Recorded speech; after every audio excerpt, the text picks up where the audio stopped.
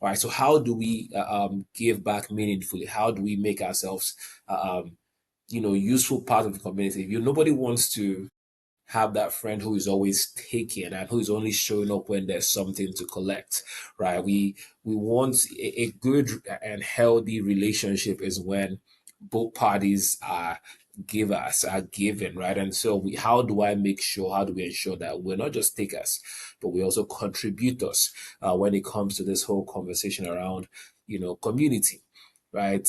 One, I want to talk about why it matters, right?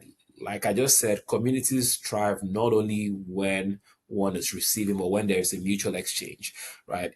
You are receiving, but you're also giving. You're being poured into, but you're also pouring into that fabric of that community. What makes communities thrive is when you're not just taking, but you're also giving back, right? Whether it's your time, your skills, resources, right? But what makes a community thrive, the reason why you are part of that community is because people have poured in, people have invested, people have built a foundation, people have created meaningful things in there that you found value in, and you decided, I want to be connected to this. And the way to keep that going is by also not just being one who pulls from, but who is also intentionally um, adding value to. I remember when I did one of the most striking and amazing experiences I had was after I graduated college. And you have to go through your national service in Nigeria. That's where I'm from. And when I got to where I was posted, so the whole concept of national service, national youth service corps program is you are posted to somewhere that is not your home, where you are not from. You're sent there to serve your country for a year.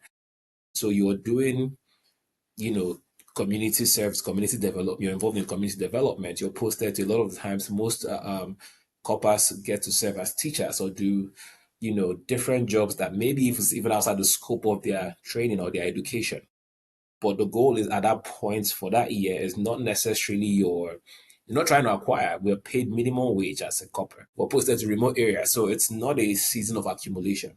It's a season for giving back, taking what you've learned and basically paying the country.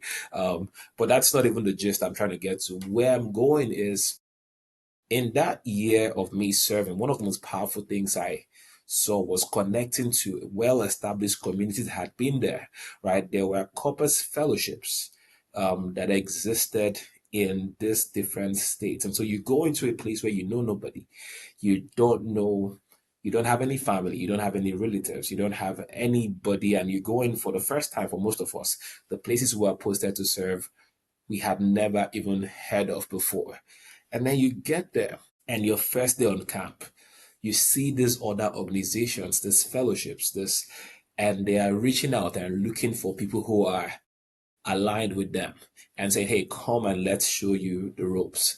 Like, and they're giving you information. And so by the time we're done with camp and we're going to our primary assignment places, a lot of us were already plugged in to these communities. We already knew where we were going. We already had a place to stay. We already had things around our primary assignments so that people created communities that helped us transition and then set us up to also make our own mark, right? And this cycle was sustained by people like myself, right? So people who had been there before me, who were coppers like myself, who had come and created something and created this ecosystem of contribution to where we built this fellowship and then create a community that coppers can come in and be welcomed into.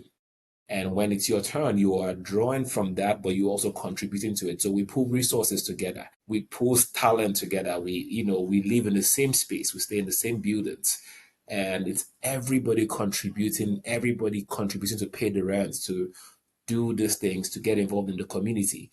And when your time is wrapping up, you recruit new members into this community to keep it going, right? And so we are able to build relationships, build networks, thrive. That became the lifeline for a lot of us. That was how a lot of us thrived and survived in that one year, right? It was just leaning into the community that we met, and then it's still there because we also poured back into it. We did our part, right? And it's sustained. That's how it's gone on for generations, for decades.